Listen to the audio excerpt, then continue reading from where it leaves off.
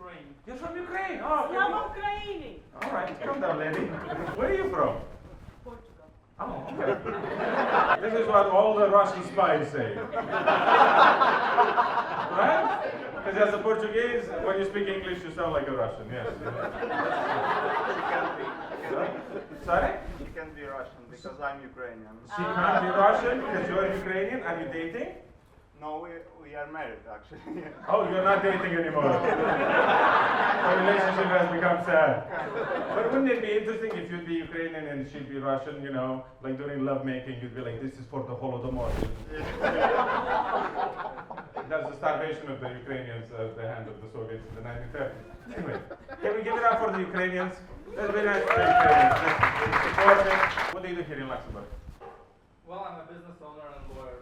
What type of business do you own? Consultant. Legal tax business. Very good. You cook the books, basically, for your own business. That's very smart. So teach us, how can we stop paying taxes? What's your secret? We have a lady here from Portugal, you know. The Portuguese economy is not doing well. They used to be an empire, and then they spent all the money fighting the Spanish. And now, I just came from Portugal this morning. Yeah, I was in Lisbon last night. Oh, you're like, oh. This man came from Ukraine, and you didn't know. I came from Portugal, and you're like, are you okay? But this is what I feel like the atmosphere is in Portugal. I think like people from the former colonies, they come to Portugal and they look around and they go like, are you guys doing okay? Right? Like people from Angola come to Lisbon and go like, do you need money? Do you need a little bit of help? So tell me, what's the biggest tax haven that we should... That's Luxembourg, absolutely. Luxembourg? Yes. Oh, we're here already. So tell me, are you here with this lady? She's probably my wife. She's probably your wife. Probably. Probably. Wouldn't that be nice if she would be probably your wife? So like, if you talk about the business in public again. And where's your wife from? She's from Slovakia. Oh. You also do charity, I understand. From Slovakia. I'm sorry, madam. Now I feel bad I made fun of Portugal. Slovakia. How can we help the Ukrainian people? Anything practical that we can do? Finance, humanitarian help. Like, can we do something like tickle your balls or something like something that we can do right now? Not mine, Any Ukrainian? Can we just... Huh? What do you think is the biggest problem in the world right now? Hate. Hate? Yes. Oh, and how should we solve that? Tickle everybody's balls? Do you think? It's the first step, right? It's a first step towards a better world.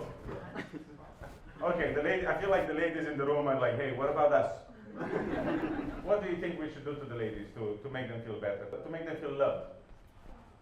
They can do the job. They can tickle the balls. We're here to find solutions for the problems of the world, ladies and gentlemen. Where are you from? What do you do here in Luxembourg? I'm a researcher, forestry, Forestry. botany. So you came to Luxembourg to learn about the trees. Yes, does it make sense? No. What have you learned about the trees? But I don't know what to get started. You've learned so much about the trees. There's just too much, yeah. You're It's stumped. overwhelmingly fascinating. How did you take up such... We have a man with business sense at the bank, right? He's a lawyer and he has a business, and you're here to tickle the leaves of the tree, finger the holes of the woodpeckers. I look more at roots. More at the roots. Tell us something that you've figured out. Teach us about the plants. Right. The roots are very dynamic. Roots are very dynamic. Yes, they are. Okay. Do you know what dynamic means? I wrote it in my paper multiple times. You wrote it in your paper multiple In the times. peer review, they didn't criticize it. I don't think anybody read it, that's why there's no dynamic roots. What is the title of this paper? And plastic. Dynamic roots and plastic. Roots. Is this paper in English? Because that's where the problem might But you know, come from. Italians, they like to over-decorate. Like Yes, like right now you're speaking with words in your mouth, yet your hands are trying to decorate the sentence. Painting. Flowers, plants, roots, leaves. Butterflies. All right. Are the trees here in Luxembourg? Are they They're not better than doing Italy? well. No. They're not doing well? That's why I'm here. That's why you're here, to save the trees. Yes. What, Literally. what should we do There for is the a trees? huge die-off of trees in Luxembourg. The and in trees Central are dying? Europe in general. Oh, what seems to be the problem? Is it the immigrants? Drought. There's a drought. There's not enough water. All right. How can we get Central Europe wet again? Right? Make Central Europe wet again. I feel like this should be a political movement. Is there anything that we can do to bring the wetness back? The moist. No, You really like moist, huh? Pee on the tree if we pee on the tree. Does that help? That could provide nutrients. Oh wow! That's We're a start. learning. Water, nutrients and water. Nutrients and water. That's big. I'm gonna write a proposal. Really? This is your next 4 years of research? So what is happening in Italy right now? Because I know that like fascists are meeting in the squares of old ancient towns and they're doing Nazi salutes and stuff, right? Since you guys invented fascism, is there anything that we can do there?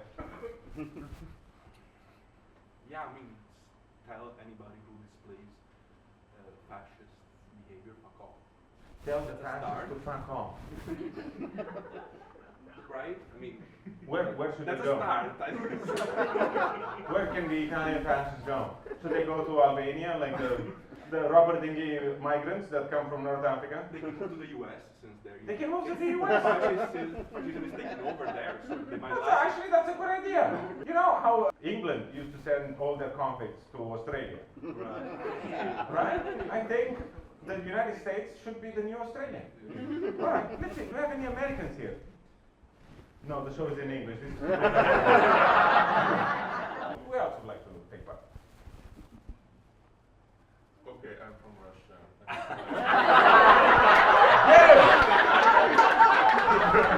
What do you do here in Luxembourg? Very boring job. I work for Goodyear. I work for Goodyear. Okay.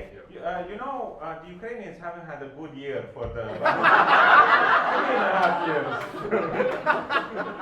I'm sorry. These are the jokes, right? With the Italians, we talk about fascism. With the Russians, also fascism. So tell us about your experience here as a Russian man. That was surprisingly amazing. It's amazing. I moved very timely. It was 2021. Okay. So before the full-scale invasion of Ukraine. Yeah.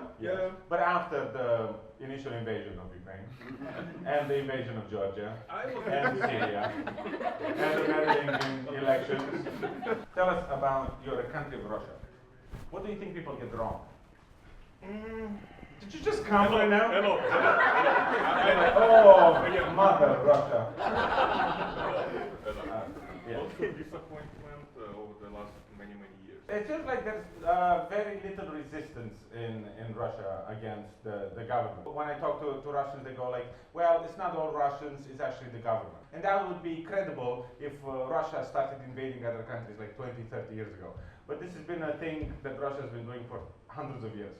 So what is it about the Russian culture that is so afraid of invasion that took over the most territory in the world? Russia today is the largest country in the world by territory, and it feels like there's a victimization, there's a fear in the Russian culture of something. What are you guys afraid of? I don't see it as a fear. I really see it as a people, they really uncomfortable with speaking up and being seen different. You know, I was never afraid to speak up, go to protest or whatever, you know, but most of the people, they are completely devastated when they thought that they're seen as a black sheep, you know.